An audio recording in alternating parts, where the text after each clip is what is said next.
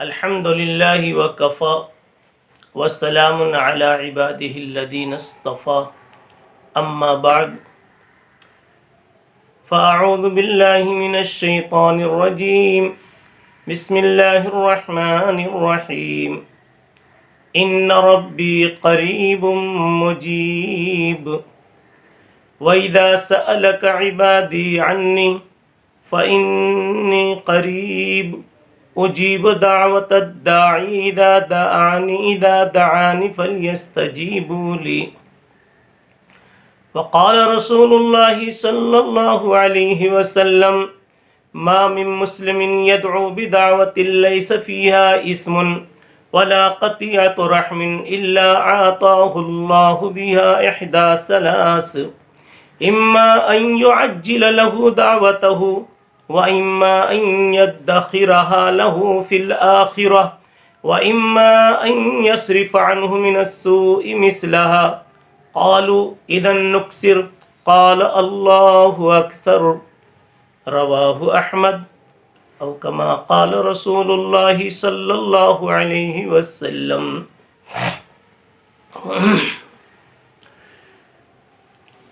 मुहतरम सामिईन व नाज़रीन, मुहिब्बीन व मुखलिसीन, मेरे बुज़ुर्गों, दोस्तों और साथियों, अल्लाह ताला के अस्माए मुबारक की तशरीह का हम और आप लुत्फ़ ले रहे हैं और उसकी बरकतों को समेट रहे हैं। हमारा किसी मजलिस में कहीं नाम आ जावे, हमारे कानों में कोई बात पड़ जावे तो हम बड़े ध्यान से उसकी तरफ कान लगा लेते हैं, मुतवज्जे हो जाते हैं कि मेरा नाम आया, मेरे मुताल्लिक क्या बात कही जा रही है। मैं अपने नाज़रीन और सामिईन से ये कहूँगा कि इस वक्त जबकि अल्लाह के मुबारक नामों की तशरीह और तफसीर चल रही है और अल्लाह सुन रहा है कि ये मेरे कभी किसी नाम को, कभी किसी नाम को, कभी या जब्बार हो, कभी या लतीफ़ हो, कभी या रहमान हो, कभी या रब की आवाज़ों से मुझे याद कर रहे हैं और इसके माना को समझने की कोशिशें कर रहे हैं। यकीनन हक़ ताला शानहू हमारी तरफ बड़ी तवज्जो के साथ देख रहे होंगे और हमें कुछ देने, नवाजने, अता करने, खुश करने की ज़रूर प्लान बना रहे होंगे। इसलिए हम सभी लोगों को चाहिए कि बड़ी दिलचस्पी से अल्लाह ताला के नामों की इन तशरीहात को सुने। अल मुजीब नाम पर गुफ्तगू जारी थी कि अल्लाह का एक बड़ा उम्दा नाम है अल मुजीब, और अल मुजीब का हासिल है कि अल्लाह से जो मांगे वो दे देवे, देने वाला, सुनने वाला, किसी फरियादी की फरियाद सुनकर उसका काम बनाने वाला, दुआ करने वाले की दुआ को सुनने वाला, मांगने वाले की ज़रूरत पूरी करने वाला। कितना प्यारा नाम है। हम जैसे मोहताजों को इसके आगे क्या चाहिए। पानी कहता है, प्यासा कहता है मुझे तो पानी चाहिए, भूखा कहता है मुझे 2 लुक़मे चाहिए। हम जैसे मोहताज कहते हैं हल्लुल मुश्किलात की और मुख्तार कुल की, कादिर मुतलक की हमारे हक़ में तवज्जो चाहिए, हाजत रवाई चाहिए, हमारी पुकारों की सुनवाई चाहिए। बड़ा प्यारा है वो अल्लाह जिसने अपना नाम मुजीब रखा। मगर अफसोस ये है कि हम उस अल्लाह को जिस ध्यान से याद करना चाहिए, उसको जितना पुकारना चाहिए, हम पुकारते नहीं, उस अल्लाह को याद करते नहीं। नफ्स की तरफ से मुख्तलिफ मुतअद्दिद बहाने हो जाते। एक दिन एक बहाना मैंने बताया कि नफ्स कहता है कि मैं तो बड़ा गुनहगार हूँ, और इस पर वजाहत भी की गई कि यह नफ्स का धोखा है। शैतान का धोखा है। आपका शैतान आपके नफ्स को पढ़ाता है, नफ्स फिर आपको बहलाता है। बुजुर्गों में से किसी का मकूला है, इन आदा अदुव्विका नफ्सुकल्लती बैन जंबैक, सबसे बड़ा दुश्मन तुम्हारा वो है जो तुम्हारे पहलुओं के बीच में छुपा हुआ है, यानी तुम्हारा नफ्स। ये किसी बुजुर्ग का मकूला है, किसी बुजुर्ग का बड़ा खूबसूरत मलफूज है, और खूबसूरत होने की वजह ही से लोगों ने इसको हदीस के नाम पे चला दिया है। और सच ये है कि यह हदीस मुबारक नहीं है, जनाब रसूलुल्लाह सल्लल्लाहु अलैहि वसल्लम का फरमान नहीं है। हाँ, ये बात इतनी ज़रूर है कि जिसने भी बात कही है सच कही है कि सबसे बड़ा दुश्मन इंसान का उसके लिए उसका नफ्स है। ये नफ्स कहता है, जब कभी दुआ की फिक्र होती है तो कहता है तुम बड़े गुनहगार हो। इस पर वजाहत की जा चुकी है। कभी ये नफ्स कहता तुम इस काबिल नहीं हो कि अल्लाह के दरबार में तुम दुआ के लिए हाथ उठाओ, इतने खताकार, तुम इसके अहल नहीं हो। ऐसे आदमियों को सिर्फ ये सोचना चाहिए कि कोई कितना भी गुनहगार हो जाए, शराब व कबाब में डूब जाए, हराम खोरी में, सूद खोरी में, रिश्वत खोरी में, डाका जनी में, दगाबाजी में, चालाकियों, अय्यारियों, मक्कारियों में कितना भी आगे बढ़ जाए, क्या उसने कभी मस्जिद का दरवाज़ा इसलिए छोड़ा, जुमा के दिन जाना इसलिए बंद किया, ईद की नमाज को जाना इसलिए बंद किया, या नमाजी था वो तो नमाजों में जाना उसने इसलिए बंद किया कि मैं गुनहगार हूँ, मैं मस्जिद में जाने का अहल नहीं हूँ? या कोई मुफ्ती दुनिया का कभी ये कहेगा कि ऐसा आदमी मस्जिद में ना आवे, ऐसा आदमी अल्लाह की इबादत के काबिल नहीं है? कितना भी गुनहगार हो जावे वह अल्लाह की इबादत का मुकल्लफ भी है और अल्लाह की इबादत के काबिल भी है। वो काबिल नहीं होता तो अल्लाह उसको मुकल्लफ बनाते ही नहीं। काम का जिम्मेदार उसी को बनाया जाता है जिसमें इस काम की सलाहियत होती है, और जिसमें सलाहियत ही नहीं है वो तो उसको मुकल्लफ नहीं बनाया जाता। तो अल्लाह ताला ने किसी भी हाल में नमाज माफ़ नहीं की और नमाज से रोका नहीं, मस्जिदों से भगाया नहीं, चाहे कितनी मर्तबे भी शराब पी चुका हो। इसका मतलब कि गुनहगार कितना भी हो जाए नमाज का अहल है, वो एक इबादत है, उसका अहल है। तो ऐसे ही इस दुआ को समझें कि दुआ भी एक बहुत बड़ी इबादत है। हम कितने भी खताकार हो जावें लेकिन दुआ के अहल हम हैं, दुआ के मुकल्लफ हैं, दुआ हमको करना है, इसलिए कि दुआ भी एक इबादत है।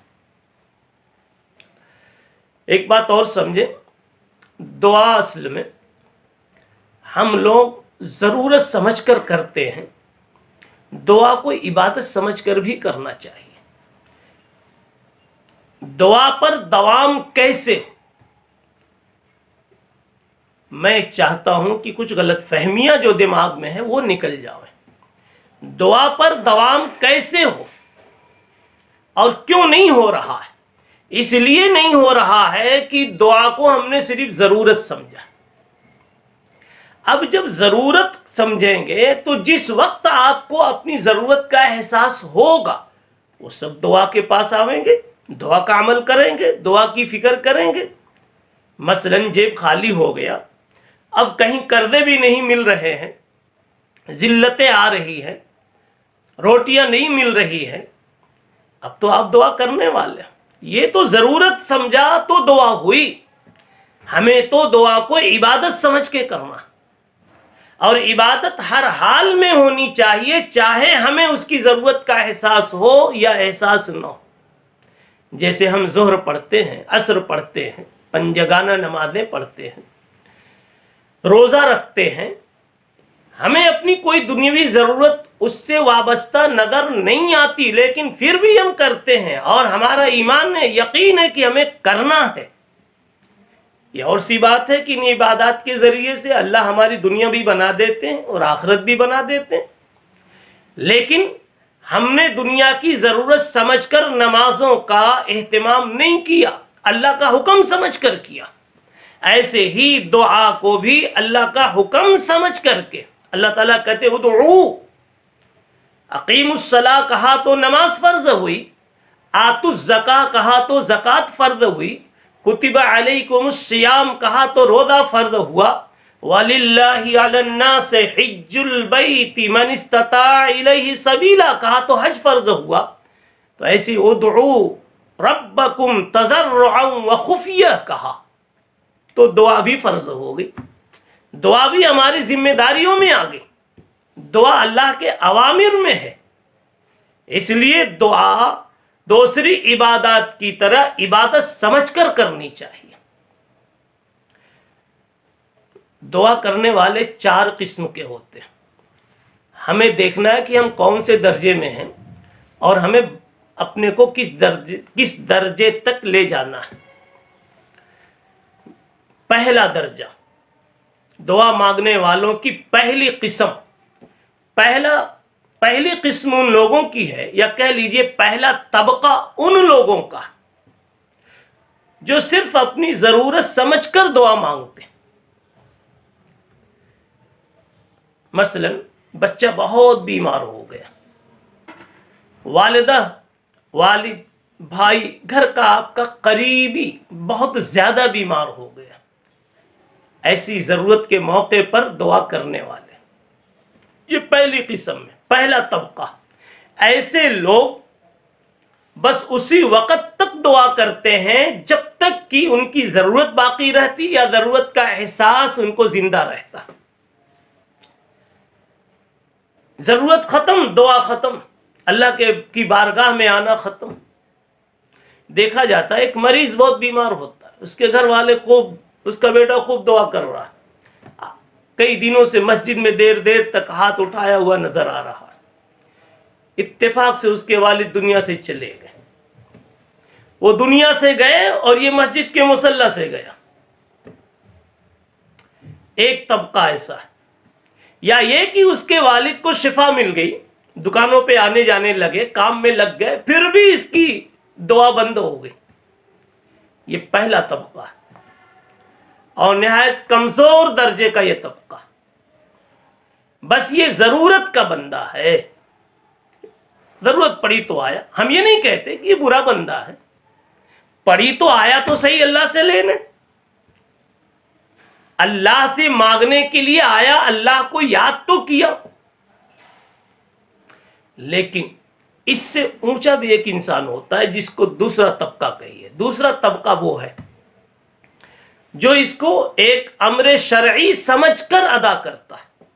कहता है जैसे नमाज फर्ज, रोजे फर्ज, हज फर्ज, दूसरे अहकाम फर्ज, ऐसे ही दुआ करना भी हमारी जिम्मेदारियों में है, हमारे फराइज में। इस आदमी में कुछ ज्यादा ही इखलास नजर आ रहा है कि ये दुआ अल्लाह के लिए कर रहा है और अल्लाह की वजह से कर रहा, अपनी जरूरत मांग रहा है ये भी, और इसलिए मांग रहा है, इसको ये ख्याल है कि उस मालिक ने दुआ करने को, जरूरत की चीज मांगने को कहा है, उसने हुक्म दिया। तो इस इंसान ने, इस तबके ने इसको एक इबादत का काम बनाया। और इबादत का काम बनाने वाला हर वक्त, हर मोड़ पर वो इबादत करता है, चाहे वो दुनिया की किसी परेशानी में मुब्तला हो, चाहे परेशानी में मुब्तला ना हो। आप नमाजी हैं, नमाज हर हाल में पढ़ते हैं, खुशहाल हैं तब भी पढ़ते हैं, बदहाल हैं, परेशान हाल हैं फिर भी पढ़ते हैं। आप रोज़ा हर हाल में रखते हैं इसलिए कि आपने रोज़े को अल्लाह का हुक्म समझा, नमाज को अल्लाह का हुक्म समझा। तो ये दूसरा तबका ये कहता है कि हम तो सिर्फ अम्र इलाही समझ कर दुआ करते हैं, यानी कि अल्लाह के हुक्म की तामील में। तो गोया पहला तबका है जो मकसद के हुसूल के लिए करता है, ज़रूरत की वजह से। दूसरा तबका है जो अल्लाह के अम्र की तामील और उसके फ़र्ज की, दिए हुए फ़र्ज की अदायगी में करता है। तीसरा तबका वो है जो कहता है कि हमें तो दुआ मांगने में चूंकि लज्जत आती है, मजा आता है, इसलिए हम मांगते हैं। ये सूफिया का एक तबका होता जिनको अल्लाह के नाम में बड़ी लज्जत आती और अल्लाह की बात करने में बड़ा लुत्फ आता। उनके अंदर में इश्क व मोहब्बत की कैफियत का गलबा होता है और इश्क व मोहब्बत की चाशनी तकरीरों से नहीं समझ में आती। जब इंसान कभी उस मरहले में पहुंचेगा तो वो समझेगा कि महबूब का नाम सुनने या लेने में या लिखने में क्या मजा आता है। आपने सुना होगा एक मरतबा मजनू रेत पर बैठा उंगली से कुछ लिख रहा था, रोशनाई से नहीं और कागज पर नहीं, रेत पर उंगली से लिख रहा है। पूछने वाले ने पूछा, जनाबे आली क्या लिख रहे, बगैर स्याही के, बगैर कलम कागज के? तो उसने बड़ा खूबसूरत जवाब दिया, कहा कि मैं मोहब्बत की वफादारी में कुछ दीवानगी दिखा रहा हूं। गुफ्त मश्के नाम लैला मी कुनम। क्या कहा उसने? गुफ्त मश्के नाम लैला मी कुनम, खातिरे खुदरा तसल्ली मी देहम। मैं लैला का लफ्ज लिख लिख कर तसल्ली ले रहा हूं। लैला नहीं है तो नाम ही लिख रहा हूं उंगली से, उसी में मजा आता है। गुफ्त मश्के नाम लैला मी, गुफ्त मश्के नाम लैला मी कुनम, मैं लैला के नाम की मश्क कर रहा हूं। खातिरे खुदरा तसल्ली मी देहम, मैं अपने दिल को तसल्ली दे रहा हूं। लुत्फ आता है। ये तो मजनू ने लैला के साथ वफादारी दिखाई। अहलुल्लाह कहते हैं अल्लाह अल्लाह ईंच शीरी नस्तनाम, अल्लाह अल्लाह ईंच शीरी नस्तनाम। या अल्लाह तेरा नाम कितना मीठा है, तेरा नाम कितना मीठा है कि नाम ऊंचू सर बर जुबानम मी रावत, हर बुने मुंह अद असल जुए शवद। जब उसका नाम जुबान पे लेता हूं, मेरी जुबान शहद से, जैसे शहद का शरबत पिला दिया जाए तो रग रग मीठी हो जाती है, ऐसे ही मेरी जुबान भी मिठास से मामूर हो जाती है और निहायत लज्जत महसूस करती है। ये अहले दिल का हाल होता है, ये मशाइख का हाल होता है, जिन्होंने तन्हाइयों में बैठकर अल्लाह के नाम को, अल्लाह की सिफात को, अल्लाह की ज़ात को सोचा होगा और खूब खूब ताल्लुक बनाया होगा। ऐसे ही मशाइख फरमाते हैं कि जब हम खुदा का नाम ले लेते हैं, अल्लाह ताला का नाम ले लेते हैं, तो हमारे उजड़े हुए गुलशन में शादाबी महसूस होने लगती। और कभी खुदा का नाम लेने में कमी हो जाती है तो उस वक्त वीरानी महसूस होती। कहते हैं फारसी में कि बर दिले सालिक हजारा गम बुवद। अहलुल्लाह के दिल पर हर वक्त गम होता है। कब? जब कभी अल्लाह अल्लाह बोलने में कमी हो जाती है। बर दिले सालिक हजारा गम बुवद, गर ज़बाग़े दिल खिलाले कम बुवद। कभी दिल की दुनिया से कोई एक तिनका भी अल्लाह की मोहब्बत का कम नजर आता है, यानी रुकू की तस्बीह कभी कम हो गई, सजदे की तस्बीह कम हो गई, अल्लाह अल्लाह का बोल कम हो गया, मुराकबा और मुहासबा और इस्तेहज़ार कम हो गया, तो कहते हैं हर वक्त गम की कैफियत होती। अब ये जो तबका, तीसरा तबका है, मोहब्बत में सरशार है, मोहब्बत में मस्त है। ऐसे लोग तो ये कहते हैं कि हम दुआ असलन अपनी जरूरत की तकमील के लिए नहीं करते, वो भी शामिल हो। वो कहते हैं हमारी दुआ का नुमाया मकसद होता है लज्जत हासिल करना, महबूब को पुकार पुकार के, महबूब को मना मना कर लज्जत लेना। और जो मोहब्बत की दुनिया से किसी कदर गुजरे होंगे, उनको महबूब को मनाने में भी एक खास लज्जत महसूस होती है। वो वही जानते हैं, वही जानते हैं मैं कि रूठे हुए महबूब को मनाने में क्या मजा होता है।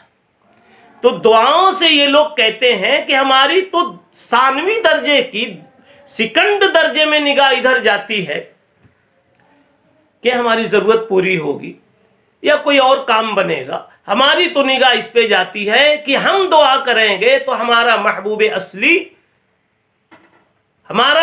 असली हमसे जो रूठा हुआ है उसको जब मनाएंगे तो हमारे दिल के अंदर में मोहब्बत की, तस्कीन की कैफियत पैदा हो। मिले न मिले, जरूरत पूरी हो कि न हो, इसी को कहा शायर ने, वैसाल मंजिले निशान मंजिले जाना मिले मिले न मिले। कोई आशिक महबूब की गली में फिर रहा था, मकान ढूंढ रहा था, मगर उसको अब तक मकान नसीब नहीं हुआ, नजर नहीं आया। किसी ने ताना दिया होगा तो कहता है निशान मंजिले जाना मिले मिले न मिले। भाई नहीं मिला तो क्या हुआ? क्या ये ढूंढना, पाँव का थकना और थकने की लज्जत का महसूस होना कोई कम बात है? निशान मंजिले जाना मिले मिले न मिले, मजे की चीज है ये ज़ौक़ जुस्तजू अपना, ये बहुत अहम चीज है। तो ऐसे ही अब चाहिए कि इस तबके की फिक्र के मुताबिक हमारी दुआ देर में भी कबूल हो, टाइम भी लग रहा हो, फिर भी निशान मंजिले जाना मिले मिले न मिले, इसकी फिक्र मत करो, मांगते रहो मांगते रहो, लज्जत तो मिल रही मांगने की। तो ये तीसरा तबका हुआ। चौथा तबका ये इससे भी ऊपर की बात कहता है। ऐसा लगता है औलिया कामिलीन में निहायत ऊपर दर्जे के लोग थे, वो कहते हैं अरे भाई हम तो जो दुआ का इहतिमाम करते हैं तो हमारे यहाँ नुमाया मकसद, बड़ा मकसद, असली मकसद ये है कि हमारे मांगने से, दुआ करने से चूंकि अल्लाह को मजा आता है, मेरे महबूब को मजा आता रहे, मेरी बने की बिगड़े ये दूसरे नंबर पर है, मेरे महबूब को मजा आता रहे। और ये मोहब्बत का बड़ा आला दर्जा होता है कि महबूब को खुशियां पहुंचाने के लिए, महबूब को सुकून कल्ब देने के लिए अपना सुकून कोई गारत करे या अपनी सुकून से बेफिक्र हो जावे। अब ये चार तबका जो दुआ करने वालों का हमारे सामने आया, अगर हम अपना जायजा लें कि हम किस में आते हैं, अक्सरों की शमूलियत पहले तबके में है। हर एक इसीलिए मांगता है कि हमारी जरूरत पूरी हो जाए, आगे के उसके जज्बात नहीं होते। यहां इस बात की वजाहत जरूरी है कि भी दुआ का मकसद तो यही है कि अपनी जरूरत मांगी जावे, मांगिए, जरूरत समझकर मांगिए, लेकिन आगे के जो दर्जात हैं और आगे के दर्जात में जो कैफियत हैं, उन कैफियत को भी तो हासिल करने की फिक्र की जाए। बाजार आदमी एक ही मकसद के लिए नहीं जाता, गो एक बुनियादी मकसद होता है, लेकिन जिम्नन 2-3 काम और भी तो करके आता है। तो आप कोई भी एक मकसद बनाइए, लेकिन ये दूसरे मकासद भी सामने रखिए कि मैं इसलिए भी दुआ करूंगा कि मेरी जरूरत पूरी होगी, इसलिए भी दुआ करूंगा कि अल्लाह का हुक्म पूरा होगा, इसलिए भी दुआ करूंगा कि दुआ करूंगा तो मुझे लज्जत आएगी, मजा आएगा, तो मेरे महबूब से मेरा ताल्लुक मजबूत होगा, इसलिए भी दुआ करूंगा कि मेरे महबूब को मेरे बोल से मोहब्बत होगी, मजा आएगा, लज्जत मिलेगी। और अल्लाह को खुश करने के लिए कोई काम करना, यह इखलास का बड़ा ऊंचा दर्जा हो। तो अगर कोई इस हौसले से दुआ मांगता है तो गोया बहुत ही बड़ा इखलास वाला अमल कर रहा है। अगर आज की ये चारों किस्में याद रहें तो शायद आज ही से दुआ में देर तक हाथ उठाने की तौफीक हो जाए। आप कहते हैं मेरा दुआ में जी नहीं लगता, अरे जी इसलिए नहीं लगता कि आपकी आज कोई बड़ी जरूरत आपके सामने नहीं, आपने जरूरत को मकसूद बनाया और कोई बड़ी जरूरत सामने नहीं है। और जब बड़ी जरूरत सामने नहीं तो जरूरत सामने न होने की वजह से इंसान अपने काम में भी सुस्त पड़ जाता है। धूप में क्यों खड़ा है? जरूरत है तो खड़ा है, जरूरत नहीं है तो धूप छोड़ देता है, हट जाता है। हमको अपनी जरूरत को बुनियाद तो बनाना ही है, लेकिन जरूरत ही को बुनियाद न बनाओ, अगली 2-3 बातें और भी याद रखो, फिर देखो दुआ देर तक मांगने की तौफीक होती कि नहीं होती। मैं जानता हूं दुआ का मजमून बड़ा आम मजमून और बड़ा पुराना मजमून है, और तबीयतें कोई नए टॉपिक और नए उन्वान को ढूंढती रहती, लेकिन यह भी याद रखें पानी बड़ा पुराना है, उसके बगैर किसी का काम नहीं चल सकता। हवा बहुत पुरानी है, उसके बगैर कोई जी नहीं सकता। दुआ का उन्वान भी ऐसे ही निहायत पुराना है, लेकिन इसके बगैर इंसान तेरी जिंदगी ताल्लुक में अल्लाह की लाइन से कभी भी कामयाब नहीं हो सकती। खुदा को छोड़ छोड़ कर कहीं इधर उधर से काम बनाकर 60 साल जी भी लिया, और परेशानियों में कभी तुमने रब्बे कायनात को याद नहीं किया, मेरे रब आज मैं मोहताज हूं, कभी नहीं पूछा, अल्लाह को आपके ऊपर सख्त गुस्सा आता होगा। हदीस पाक में फरमाया गया, लियसअलन्न अहदुकुम हाजतहु कुल्लहा, लियसअलन्न अहदुकुम रब्बहु हाजतहु कुल्लहा। हर इंसान उसको ये चाहिए कि अपनी हर जरूरत अपने परवरदिगार से मांगे, हत्ता यसअल शिसअ नालिही इदन क़तअ, पांव के चप्पल के की पट्टियां भी टूट जावे तो भी अपने रब से मांगे। और फरमाया हदीस में, मल्लम यसअलिल्लाह यग़ज़ब अलैहि, जो अल्लाह से नहीं मांगता तो अल्लाह ताला उससे नाराज हो जाते हैं।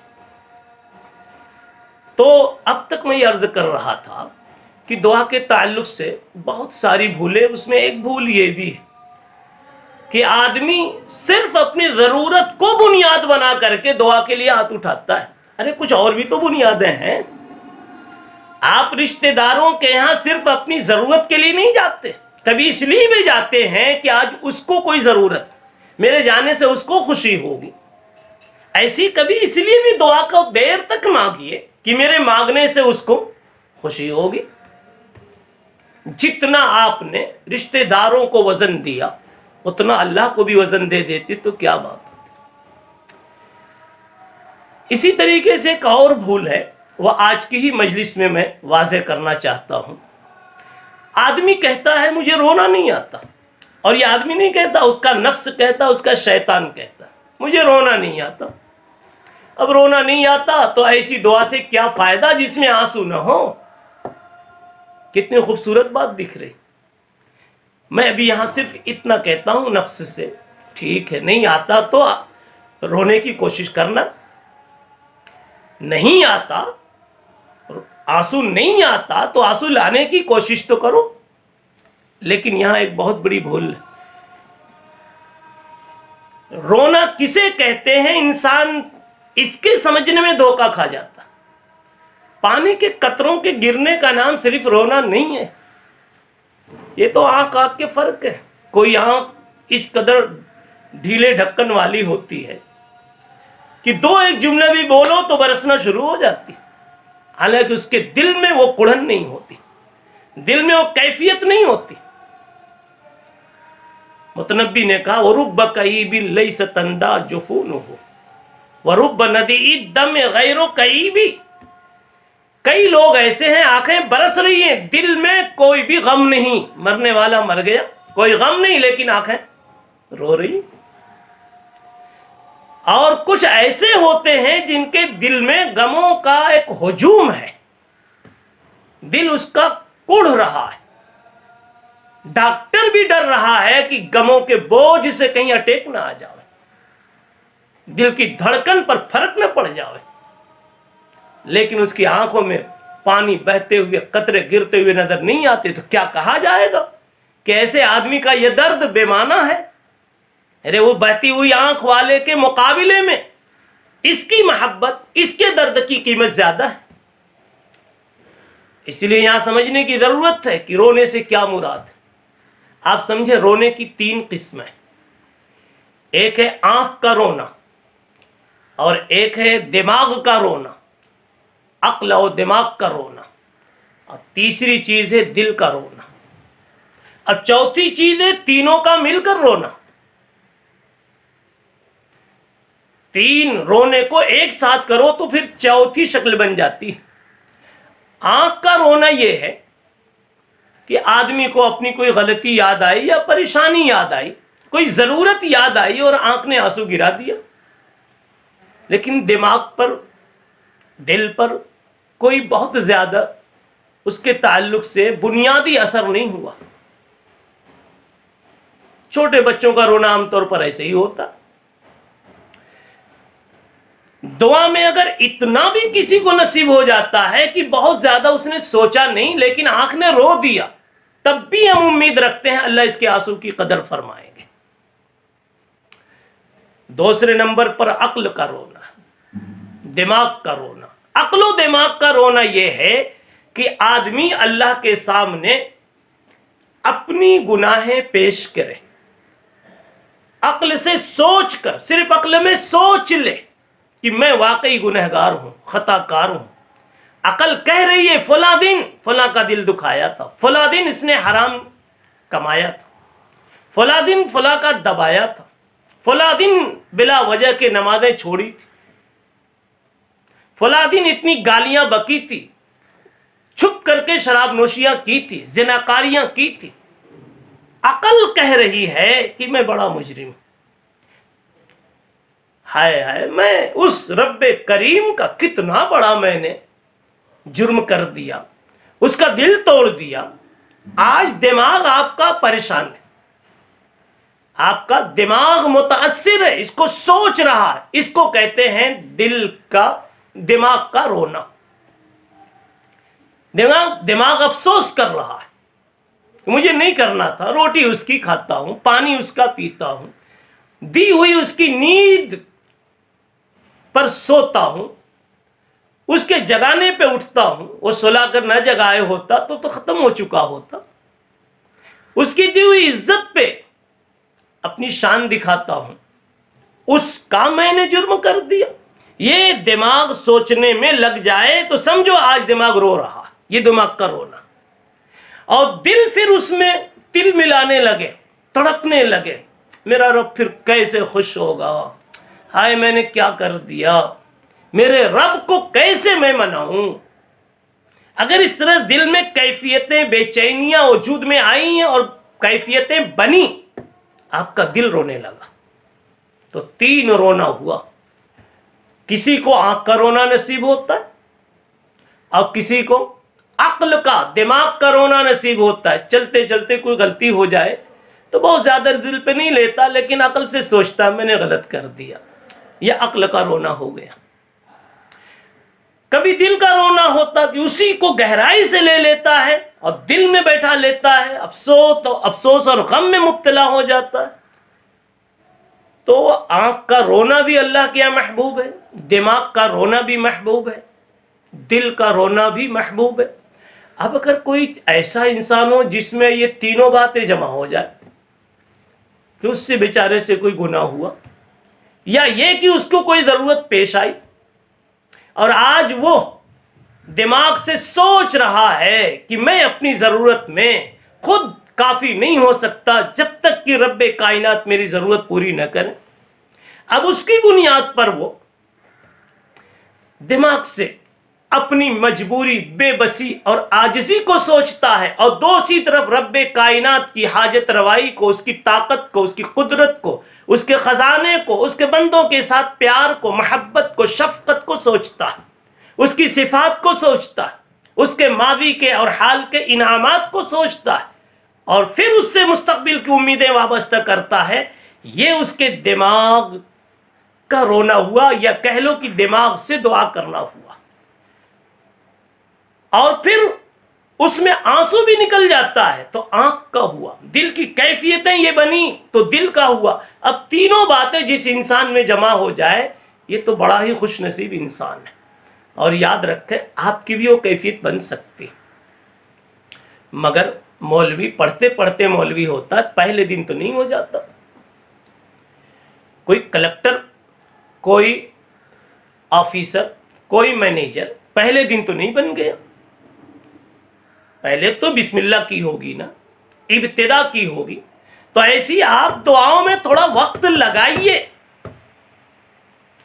और आज की इस बयान को मलहूज रखिए कि हमारी जरूरत का हमें एहसास हो कि न हो, हमें तो मांगते जाना, हमें तो मांगते जाना है और आंसू बहाना है। और आंसू बहाने की फिक्र करो, जब आप देर तक मांगोगे तो मांगते मांगते शायद आंसू आ जावे। और ये बात याद रखें, आंसू अगर आ गया तो इंशाअल्लाह बात बन ही जाएगी। चाहे दिल का आंसू आ जाए, चाहे आंख का आ जाए और चाहे दिमाग का आ जावे, बात बन ही जाएगी।